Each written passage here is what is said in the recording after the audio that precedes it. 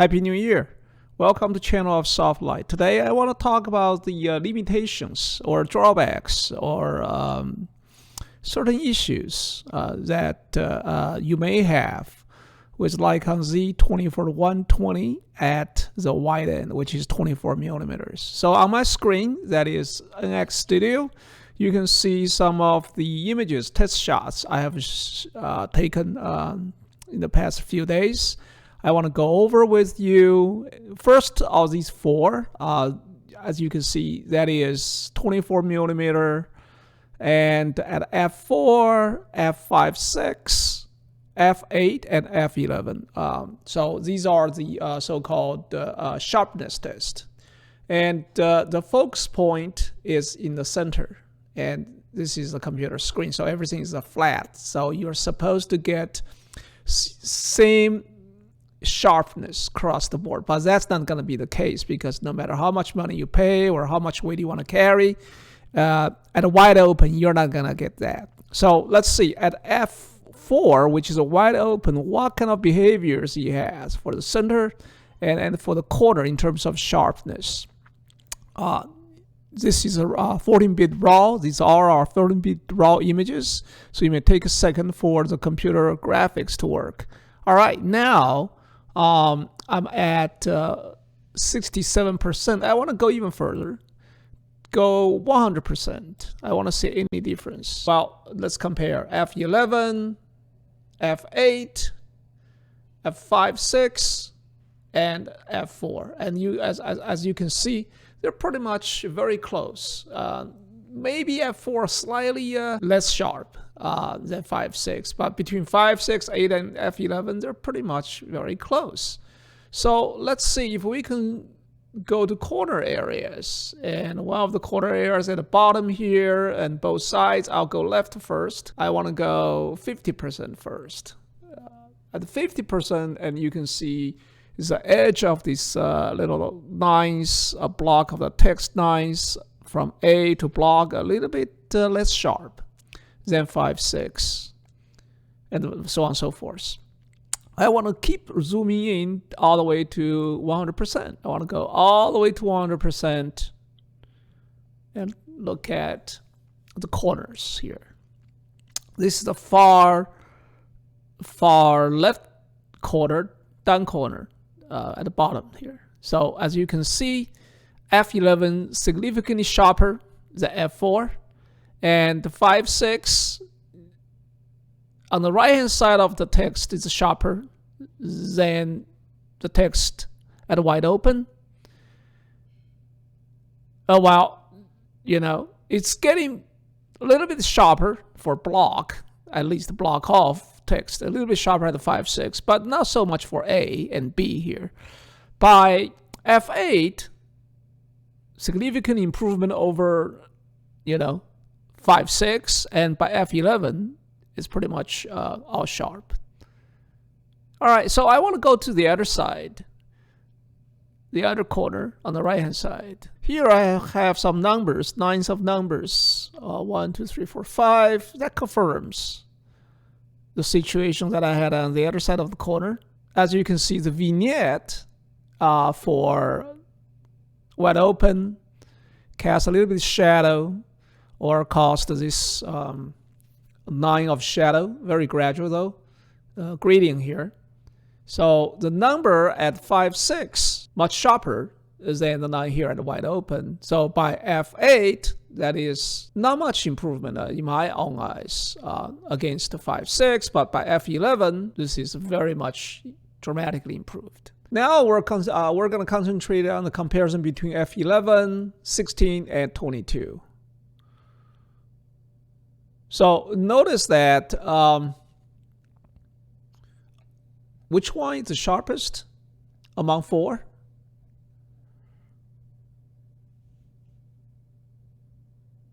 I would say maybe f16. Diffraction sets in for f22, so you get a less sharpness. That is just the physics. But for f16 and f11, between f11 and f16, I would say f16 is definitely sharper. Definitely sharper. I don't have any, let me turn off the information here. I don't have any kind of little blurriness F11 has for B across the board. But here I'm at a 100% resolution. So that is 1:1 reproduction ratio. That is significant improvement over F4, right? So in other words, at a wide open, we have the corner areas here,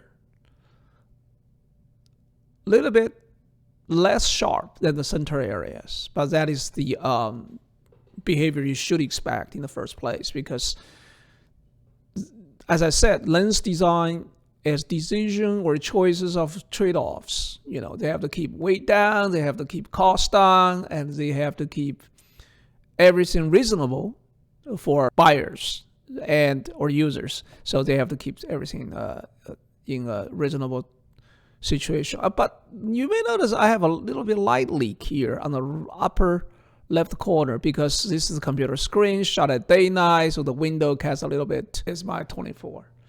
At a 24, the wide end, definitely we see a little bit distortion here.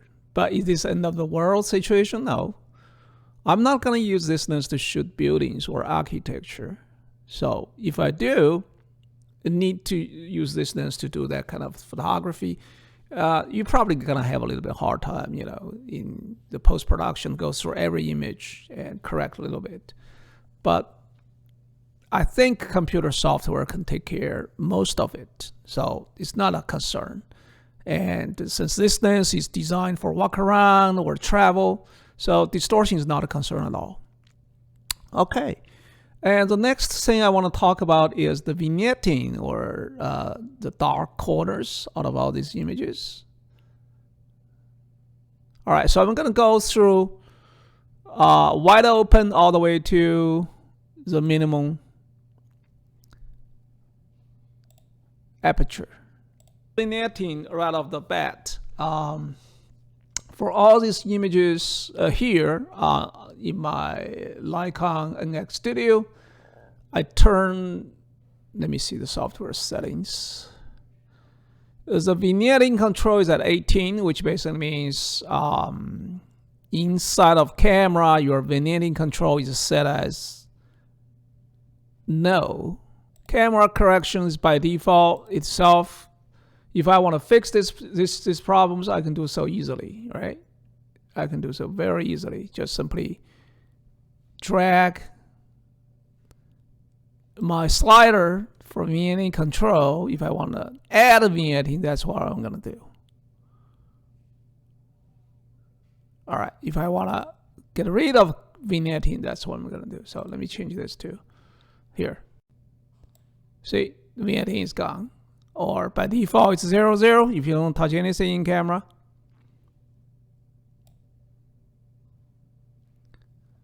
Or if you want to add a vignetting, you go the other way. All right, so that's not going to be an issue, but we want to see what is the default behavior. By default, camera set at 18. Default behaviors of these vignetting, how bad or how good they are. 5, 6. F8, slightly better. F11, nothing improvement. F16, I still get the vignette. And even at F22, I still get the vignette for the wide end 24mm. So if you're a video shooter, you probably want to go into camera and crack up this value all the way to the maximum, because you want to have everything in footage so that you can add a vignette very easily in post-production. But for still shooters, or if you don't do the raw video capture, you crack up the vignette control in camera. For still shooters, you can leave this value alone. Whatever the default setting is fine, because you can always do things like that in post. And if you don't want a vignette, you can get rid of it easily. All right, let's see what else I can do here. I can go to delighting. By default, my delighting is setting to no because this is shot raw, so I can change this value on the fly. I can change this to even high or extra high if I want to correct. For example, I go back to the wide open. Delighting by default, the camera is on low. I can go extra high. And then I can come to vignette control, crank it up. Then everything is gone. So that's not going to be a problem. So as I said, each lens design has to make its own trade-offs. You gain some, you lose some. So for this particular lens, the weakest spot is 24 millimeter at wide open. Okay, that's the issue you have. So for that, if you shoot landscape, for example, using this wide end 24 millimeter, if you want edge-to-edge sharpness, probably you will have to go to f11 or f16 to get it. Okay, so let me crack up vignette, give it a little bit high delighting, which is dynamic range thinning. So at f16, I don't have any problem for my quarters. Maybe f16 is not doable. You don't have enough light, and you cannot bring light on set. So what you can do, you have to either crack up your ISO, or wait for good light. Other than that, you have no choice. Everything's trade-off. At the f11, everything's cool. So for this 24 millimeters to work for landscape shooters, you definitely need to do minimum f8, and ideally between f11 and f16. All right, and so let's take a look at let me see here. Let's take a look at all these situations again at a wide open, at a wide end. All right, so I want to see this middle area here. I want to zoom all the way into 100%. As you see, we have all these resolution lines here. So let me crack up the vignette control here. Give it a little bit delighting.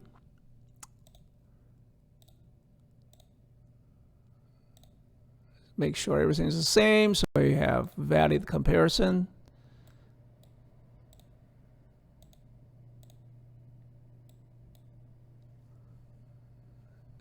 Now, the upper left, f4, wide open. Upper right, 5.6, f8, bottom right, f11. So very close, actually, very close. 5.6, slightly sharper than wide open on the left, just a tad, not much. So let me do the 9 over here. Let's see photography, this particular word here on the top. Remember, this is with vignette control set all the way to maximum and delighting to normal, and this is what I get for wide open. All right, before that, it was definitely much worse. All right, before that, let me turn off this guy. Turn off this guy. Before that, it was like this, wide open. And you can see the blurriness easily for the entire corner area.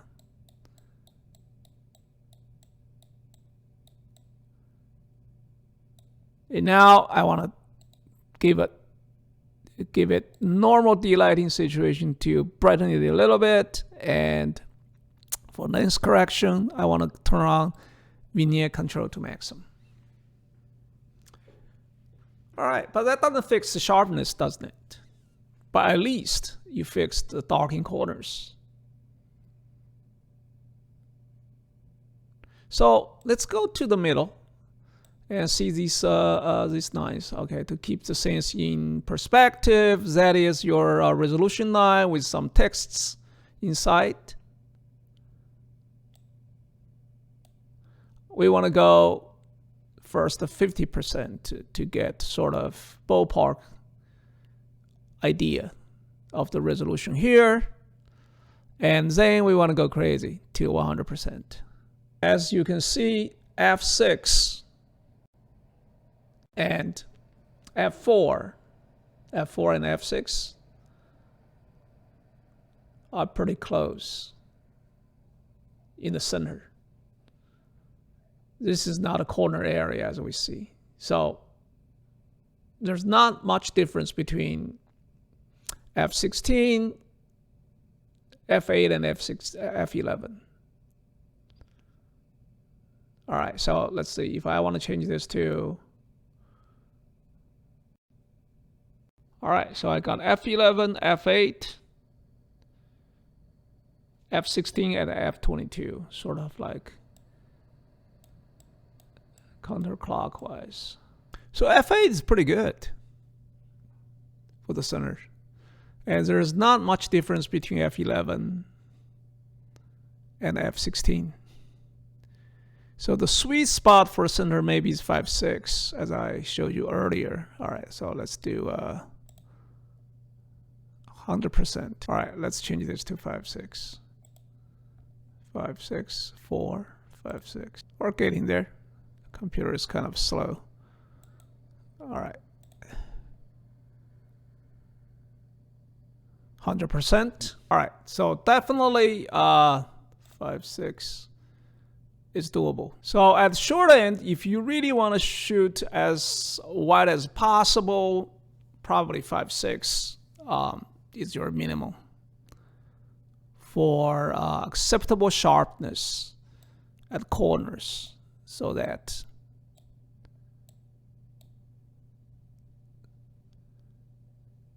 if you don't care about the corners, you can shoot f4, of course. You know, center is almost as sharp as a 5.6, but it's not quite. All right, maybe I need to show you some images I shot for 24 at various apertures, but maybe that's another thing. All right, thanks for watching, and see you again next time. Have a good day.